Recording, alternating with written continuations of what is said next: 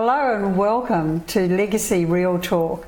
Oh, it's so good to be back again. We had an exciting year last year, didn't we, in 2017? And I mean, some of the subjects that we actually covered, I mean, honestly, they went from one extreme to the other, didn't they? Oh, sorry.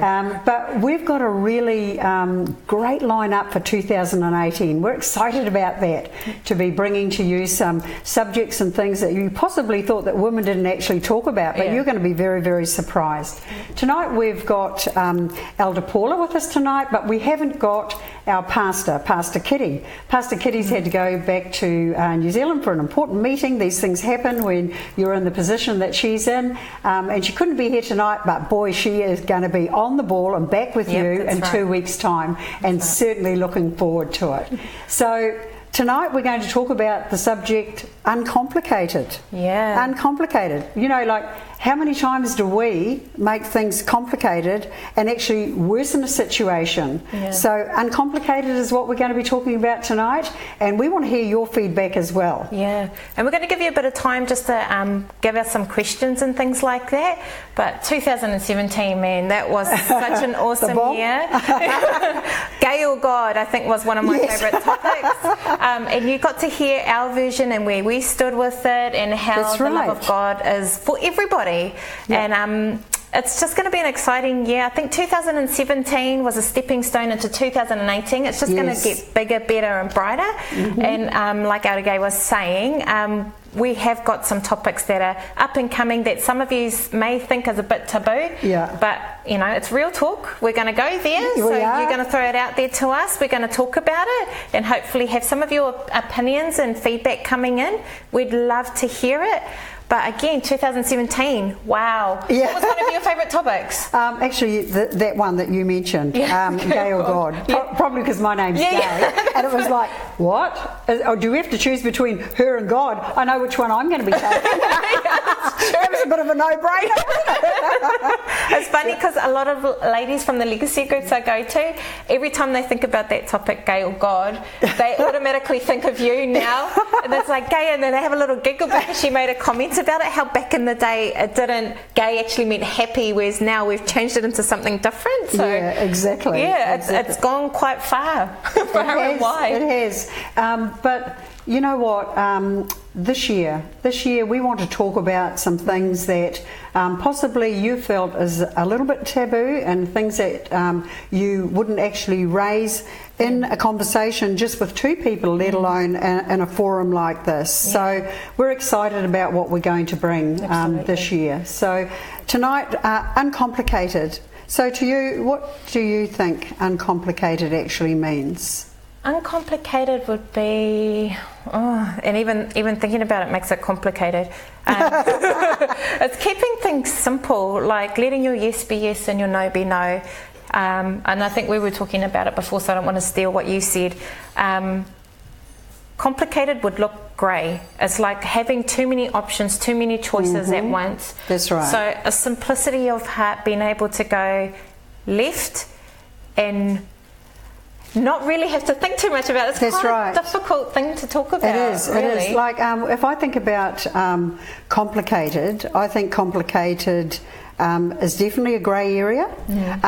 Uncomplicated then to me is black and white. It's been very simple, very clear. Now, you know those ladies that put together that cookbook, and it was something like 4 ingredients or something. You know, you know why that was a success? Because it was so uncomplicated. It was so simple. I mean, instead of having, you know, you pick up some recipe books and they have a pinch of this and 2 teaspoons of that, and you think, well, what is that stuff? You know, it can be quite like tricky. But then if you'd pick up a book like theirs that's got 4 ingredients, oh wow, I can whack that together. I'm going to turn out something that's amazing. So keeping it really simple, even in everyday life. Like not making things complicated. Relationships, for instance. Like on my way here, I was thinking about a friendship that I actually have with a lady, and it'd be close on 40 years, I suppose. 40 years we've been friends. But you know what? We only speak to each other 2 or 3 times a year. And I pick up that phone and away we go. And it's not a complicated relationship, because it's not like, well, you haven't rung me, you haven't spoken to me for months and blah blah blah. It's not like that. Yeah. So uncomplicated friendships are friendships that I particularly value. Yeah. I value those. Yeah, and I think those relationships too, where you can pick up the phone, actually, and even bump into those people once in a blue moon, and you catch up like nothing's changed. Yeah. That you were just in contact the day before. Those are relationships to be valued. But why do we make things so? How do we make things so complicated? I suppose is the question I want to ask. Do we overthink? Yep. Do we overthink everything? Yes, sir. I haven't heard from her for months. She probably doesn't like me anymore. Or did I say something wrong the last time that we spoke together? Yeah. So we complicate it. I agree. Instead of keeping things simple, we actually turn it from something like that person probably has no idea that we're even thinking like that, but we make it like that. Yeah, complicated. So I was thinking about, like when I get up and get changed in the morning, one, I go to the gym. So because I go to the gym, I have to pick out my own things, and I'm like, what am I going to wear? If I sweat, then I have to make sure that my top has all those wet patches, as some of you ladies know, because I sweat. I'm a sweater, gross. And then you got to wear the right pants. You got to wear black because you sweat around your legs as well. And then you got to make sure you got the right shoes on. So all those sort of factors. So actually, going to the gym can be complicated, can it? Exactly. But then when I go to work, because I've got a uniform, after I come back from the gym, jump in the shower, chuck my uniform on, it's easy. Yeah. It's so simple. It's just a top, a skirt and shoes, and I'm done. Undies and bra too, just saying. Just not to put any just pictures in case you wondered. I'm more secure, everybody. Yeah. So where does uncomplicated maybe come from? And I think if we're uncomplicated, does that mean to say that we're confident? So that we're confident in our decisions, we're confident in the things that we're going to do. We don't overthink everything and turn it into a drama. Because to me, when things become complicated, often it's because of drama. Yeah. And look, sadly, there's people out there that absolutely thrive on drama. Yeah. I mean, their whole lives are a drama. I'd find that totally exhausting. I don't know how they can be bothered dramatising totally, absolutely everything. Can you? Yeah, no, I can't. I kind of tend to keep away from it because I find it exhausting. Yeah. And I've got like other things that I need to do. It's not that I don't care, but please hear our hearts. We're not saying we don't care. We would like freedom for everybody, no doubt about that. But when you're caught up in a web where it's complicated and you overthink things and you're thinking that this one's thinking that one, oh my gosh, and then that one's thinking this one. Yeah. You've kind of exhausted. By the time you stop and go to bed, you've just wasted your whole day assuming things that haven't even happened yet. That's right. It's like false evidence appearing real, which is fear. Yeah, exactly. Exactly. That's good. That's good. That's not a good place to be. I think once you complicate things, you actually take away from your real purpose here on this earth, because you become so consumed in what other people are thinking, making the wrong decision, doing things a certain way where, God says, just trust me. Yeah. Don't worry about it. I clothe the lilies of the field. I feed the birds in the air. Yeah. You don't see the birds going shopping. You don't see the birds going to pick their clothes out. You don't see the lilies of the field going around stressing out about, shall I come out now? Shall I blossom now? They come out so gracefully and they do it beautifully. So God's description of simplicity, I feed the birds of the air, I clothe the lilies of the field. Yes. How much more simple can you get? In other words, I'm going to look after you. Yeah, so I got you. So what you're saying really is that we become complicated rather than uncomplicated through worry. Yeah. Through us trying to sort everything, through us worrying about things that, like you said, may not even happen. Yeah. Through us trying to figure everything out. Instead of just like going with the flow at times.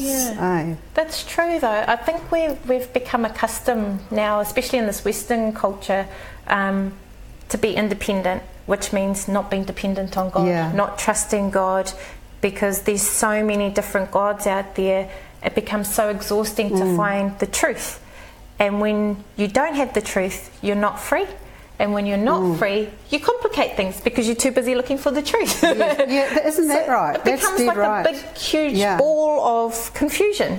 Yeah. And when you're confused, it's difficult to see. You're actually in a grey.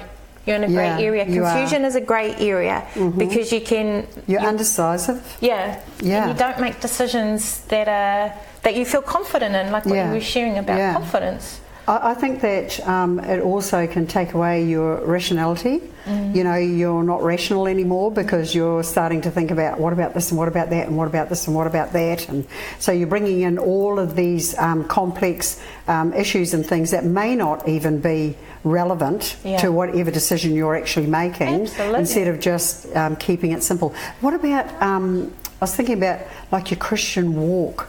You know how sometimes... Holy moly, are we going to go there now? So I made it complicated. Just small.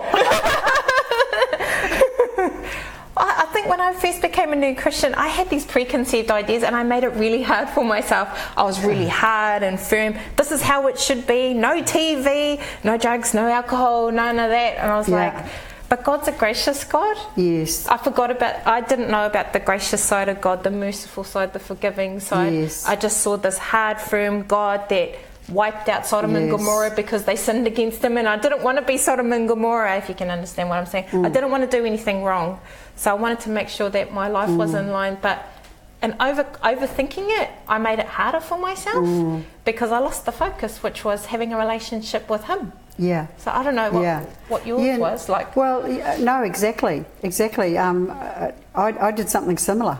I went in there and I looked at someone and I thought, I've got to be like that. Yes. Well, her personality and my personality are as far away as from here to the moon. Yeah. You know, like I'm loud and out there and whatever. And she was like this quiet little church mousey sort of type person. I thought, I've got to try and be like that. Yeah. Well, that complicated things, let me tell you. It was not easy when you wanted to be like, and you felt that you had to. I totally hear you. I know. So, you know, like, simplicity is a beautiful thing. Yeah. It's a beautiful thing when we can not work and think in a complicated way and just see the simplicity and the beauty that God has given us. Absolutely. You know, and even our personalities. Like, let's embrace who we are.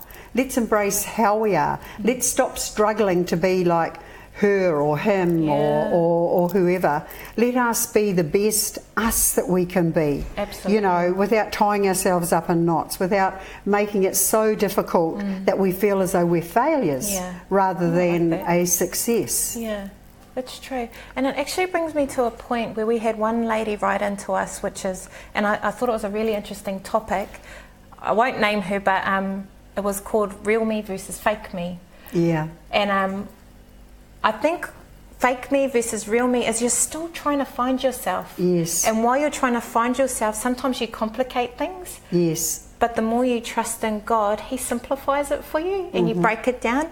So I wouldn't necessarily say there's a fake you. There's a you still trying to discover who you are, especially if that hasn't yet been revealed to you yet. Just like you're saying, trying to be a quiet church mouse where inside of you you're screaming, let me out, let me out. I'm this vibrant, great woman that wants to just be released and expressing herself, whereas now you've got the confidence, you know who you are. Yeah. You know what direction you're going in and how you want to be. Yeah, exactly. And you know, when you're not yourself, imagine what that's like to somebody that's trying to get to know you. Yeah. You know, I mean, you're not your normal self. You're trying to be something else, which actually complicates a relationship. Yeah. But if we were just who we actually are and be open about that, it makes it so much easier, doesn't it? Yeah. So you know what?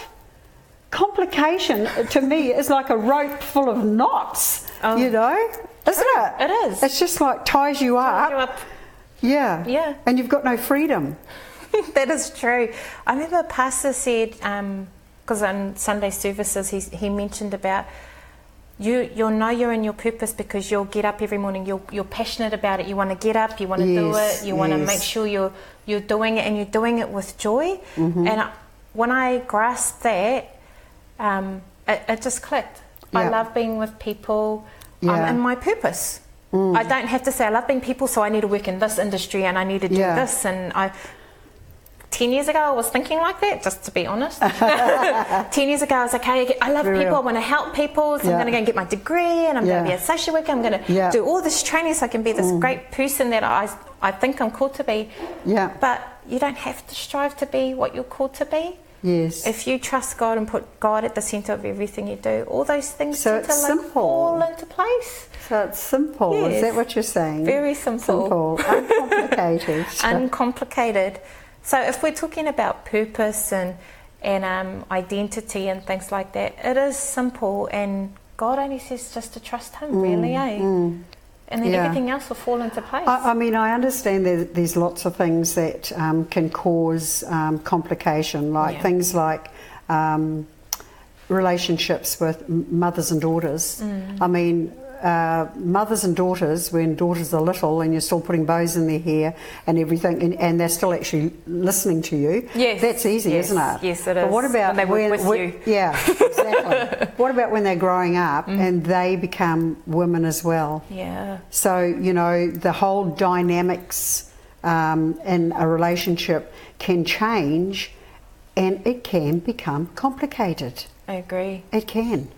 Yeah, actually, that's a really good point, because I think of a time where, as a mother, I had my children's lives mapped out. I may have shared it with you before, but it got to a stage where they were building their own independence and their own relationship with God, and the vision that I had and the vision that they had weren't meeting anymore. So what was happening is that we were having differing opinions around the path that they were to take, until I just had to let it go. Because there was, you know, there's got to come a point in a person's life where they've got to start making decisions for themselves, whether it be good or bad, and you've just got to be there to love them and support them through it.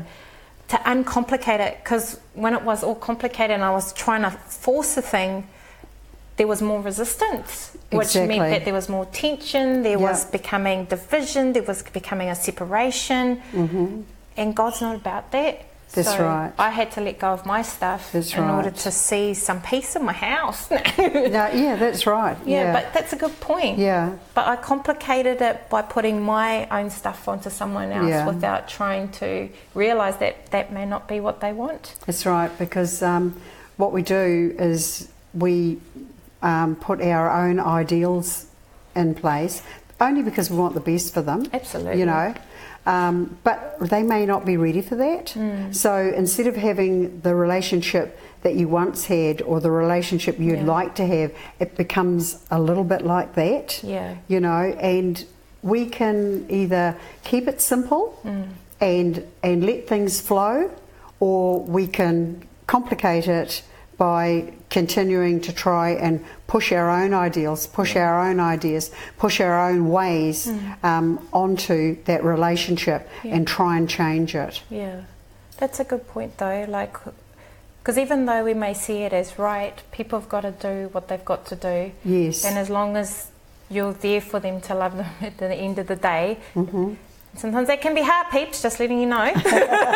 Especially when they're like, grow up. Love your little girl. Absolutely, especially when they're little. I know a lot of mamas want to hurry up their children and stuff like that. But that's right. Just enjoy them, because even with their little personalities, they're half you, half their dad, and just enjoy them. That's right.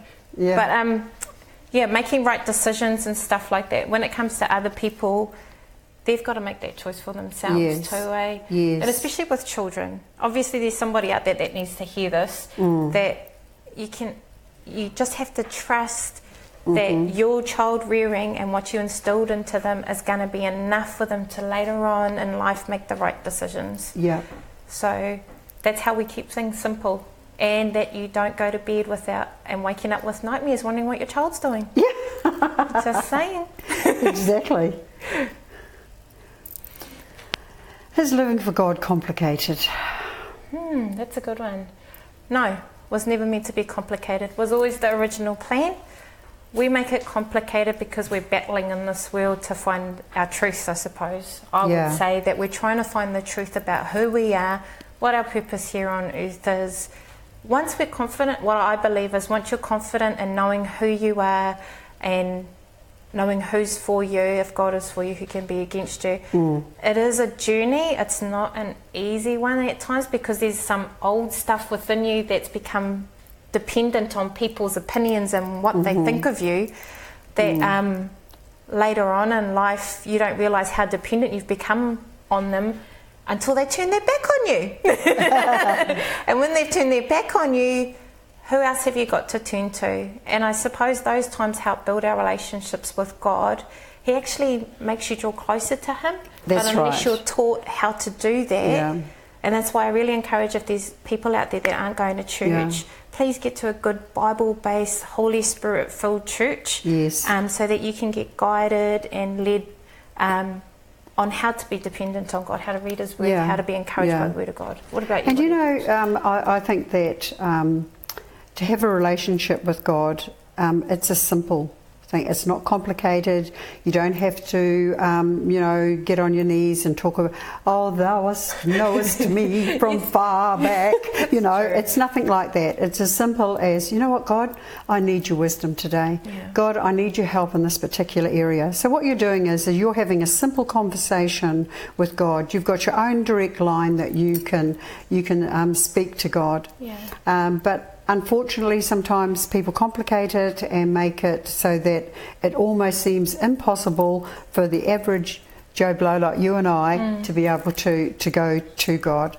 If you fully understand what Jesus did, if you fully understand what His role was, if you fully understand that when He went to the cross for you, all your sin was forgiven, and that you're a new creation in Christ. So that means to say that anything I did prior to that decision is gone. I'm new, I'm fresh, uncomplicated. All the complication is back there. I'm now a new creation in Christ. I'm not saying that there's still things that we have to work through at times. We know that there are.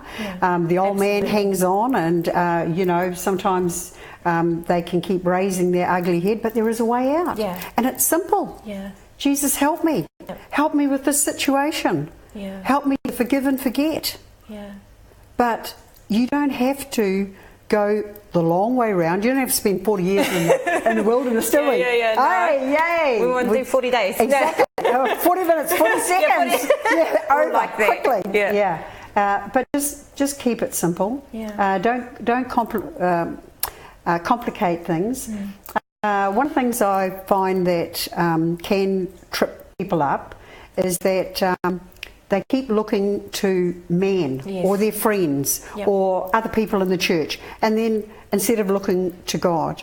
And then as soon as they do something that disappoints, because after all, they're humans like everybody else, and we make mistakes and we say dumb things, and we unfortunately walk past because our head is full of other stuff, and we've forgotten to give you a hug and say hello to you, and you're like, oh, this isn't for me. Woe is me, I'm out of here. What? Is that all it took? Is that all it took? That somebody stood on your precious little toes? The fact that Jesus hung on the cross and died for you isn't enough? But you've decided to become offended. And complicate things. Absolutely. Because you're putting assumptions in.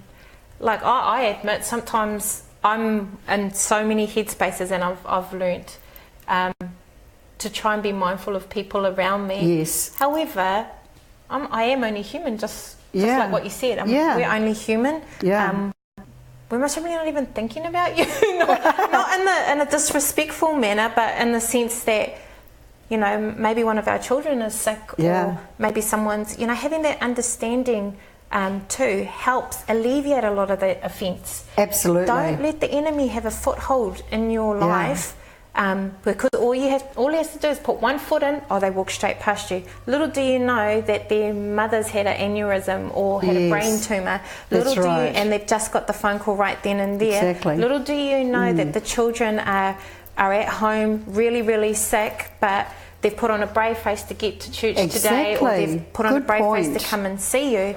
So don't let the enemy have a foothold. You let him have that foot there, then what's going to happen is he's going to swing the door right open, and he's going to come in with a whole bunch of rubbish as well. Yeah, but you know how, I was just thinking about this just now, and this is how beautiful God is, that he's kept it so simple, in as much as that we are all created different. Yeah. So I can see the beauty and the perfection in that. So I can never be like you, you can never be like me, because God has created us amazingly separate and different. Yeah. So you imagine if we had a whole lot of, I was going to say gays lined up. Is that inappropriate right at this time to be talking about that? Anyway, shall I say it's a whole lot of alcoholics lined up? But they were all the same. So there'd be that competing thing. Instead of us being able to enjoy the gifts and the strengths that we have, we'd be trying to be like somebody else. And that is not what God's plan was for us. His plan for us was to keep it absolutely simple. I agree. And like, even when you think about, you know, a lot of us scroll through Facebook, and we've heard people make little comments, or even not just scroll past and go, oh, they're at it again, you know, having those snide little remarks and stuff like that. Why don't you challenge that mentality? Make it uncomplicated and go, wow, that's inspiring. And write a comment. Absolutely. And say, that's inspiring, because if it's challenging you in the sense of, oh, they're excluding me, you're making things complicated. They're excluding me. That's not a, you know, that's a mentality that needs to be shifted. Or that group's always over there, and this woman's always doing this. And if you're seeing it and you're noticing that you're harbouring certain feelings, maybe you should challenge it with a positive one, a God one, a God mentality. And you should be encouraging and uplifting each and every one. And that's how you make things simple too. Every time a negative thought comes in, because with a negative thought comes a whole bunch of other little buddies with it, comes insecurities and everything else. Beat it by saying something simple. I'm beautiful. I'm wonderfully and fearfully made. She's beautiful. She's my sister. That's my sister over there. We've got this. So I don't know if somebody needs to hear that, but I hope it does touch someone. You know, beat that mentality and make it simple. Negative thought comes in, hit it on the head with a positive thought. That's amazing. Like, Elder Gay is always awesome at the fact that every time you ask her, how's your day been? It's an awesome day. Guaranteed, she'll always say, it's been the best day. And see, when you have positivity around you, it actually keeps things simple too. Yeah, it does. One smile changes a person's world in a heartbeat. You can tell a cranky person. It's fantastic. Yeah, so that's just one tip I suppose you can come away with. Yeah. So what have we concluded? We've concluded that it is far better to be uncomplicated, and your life will be so much happier than complicated. Yeah. True absolutely. or true? Very true. It makes life so much easier, and you enjoy it a lot more when you keep it simple. Keep the negative thoughts out. You don't need those. That's your enemy. And when you bring in negative thoughts, it complicates. You overthink, you become fearful, you're too scared to make a decision, and then you stay stuck. If you're stuck, then what does your future look like? It's going to look the same, because nothing's changed. So anyway, we're just about to wrap up. Was there anything else that you wanted to share? No, I'm excited about what you've got to say next. So next fortnight we have got a special guest. We've got Elder Gay interviewing our one and only Pastor Hannah, which we're really excited about. It's unedited, unfiltered, uncut. It's going to be a wonderful time where you get to hear her in her raw form. And look, I've had the privilege of spending some time with Pastor Hannah, and the beauty and the grace that comes out of this woman, you don't want to miss it. True. 7 p.m. And look, I saw a couple of snippets of it. It looks amazing. And they just look like two best buddies just sitting on the couch, just talking, and you want to be a part of that conversation. So we're going to cut to a short ad, to an ad, and share a little bit of the legacy or Pastor Hannah. Sorry, guys. we're going to share a little snippet of Pastor Hannah, and here you go. I'm excited today, and the reason why I'm excited is because I've got an amazing guest. Now, I've known this woman for quite a long time, over 25 years, and she is without a doubt absolute dynamo. So I'd like to introduce you to Pastor Hannah. You're an amazing woman because you're so onto it, so powerful, you're so confident, so confident. Where did that come from?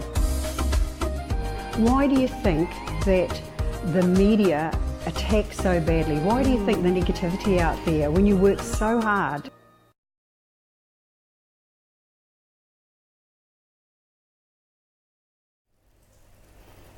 How awesome was that?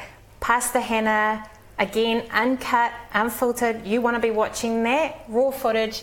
Best buddies talking. How long have you guys been friends for? We've been friends for about 27 years. Wow. It was such an honour to be able to just to chat away, and I wanted people to see the real Pastor Hannah, not the one that the media edits and cuts and slices and dices, but just in her own, you know, raw, if you like, state, which is beautiful, absolutely beautiful. Oh, yeah, I love having her for a friend. Yeah. It's an uncomplicated friendship. Yeah. There's no pressure, you know, on anything. Yeah. So, you know, I appreciate that. I really do. So I just know that you are going to enjoy that next fortnight. So tell me a little bit what you guys are going to be talking about. Well, we've covered a lot of topics. Yeah. We've covered Pastor Hannah as a pastor, Pastor Hannah as a mum, as a wife, as a businesswoman. I mean, let's face it, she is a real multitasker, and she's an amazing woman. I mean, how she fits in everything she does and still comes up with a smile on her face is beyond me, you know? That's so true. And she's inspired a lot of women, but also a lot of men as well. Like, they value what she has to say because she's just really straight up and honest and just black and white and just tells it like it is, and they understand that, you know. But she can say it in a way that is very straight, but there's also that little quirky sense of humour that she has as well, which is like, you know, just makes people crack up actually laughing, but they still go away understanding fully what she actually meant. Yeah. Just one thing before we wrap up. What is one of your most favourite memories of being with Pastor Hannah? I have to ask that question. I'm sorry to put you on the spot. I suppose one of my most favourite ones was we tootled off down to Sanctuary Cove, and because time with her is precious, I value the time when it's just her and I. And you can just sit down there like woman to woman and just chat about everything, jeans, shoes, kids, just whatever, in such a natural way. And I love that. I love that. I love that time that she gives, because her time is precious, and she's got her own family over here and her grandchildren and everything, but she will still set aside that bit of time to spend with you, which is fantastic. I agree. I had the privilege of going over with our again Pastor Kitty some time back, and we had the privilege of staying there. Oh my gosh, it was so wonderful, and her heart and her hospitality was outstanding. I was just overwhelmed with love that she had given to us, and she let me get the chicken eggs, and Bishop grabbed them, and I was like, oh, he took my eggs. And Pastor Hannah goes, you need to let Paula get the eggs. And I was like, yeah. I felt like that's my mum talking. And she had my back like, Dad, leave those eggs alone. So that was a real good memory for me, because I really valued that time. And you're right, her time is precious, but she makes you feel like you're a part of the family. And you're important to her. Yeah, absolutely. And that's really great. Talking about those eggs, it was really funny. We got a pen, us girls, and we wrote a little message and drew a little picture on all of the eggs. I mean, like, honestly, when women get together, they go from being women to girls to kids, and have some fun. And it was, that was awesome. And she made us feel like that. All right, we want to thank you guys for joining us tonight. We're going to be wrapping up.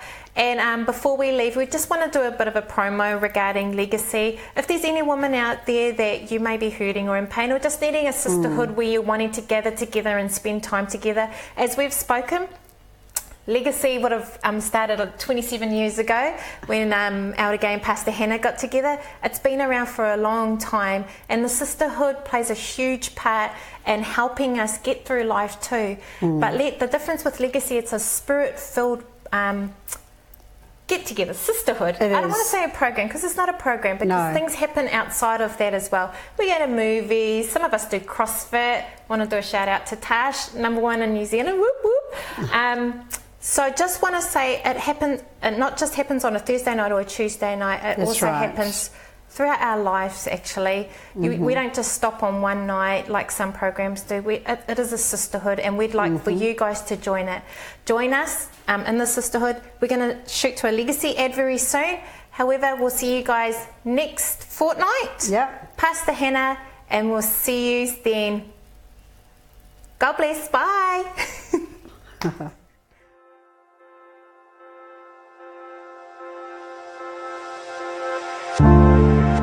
We've all endured hardships.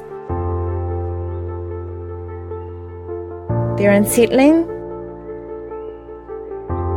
they're uncomfortable, but they reveal things in us.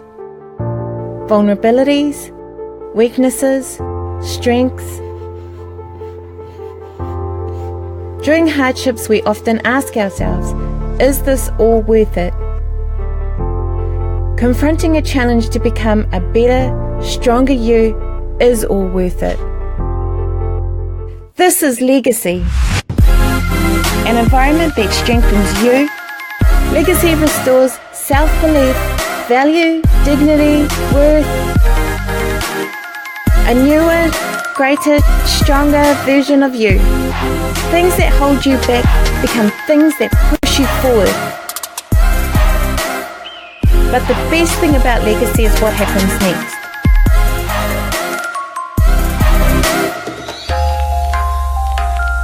Now that you're empowered, you can go and empower others. Join the sisterhood.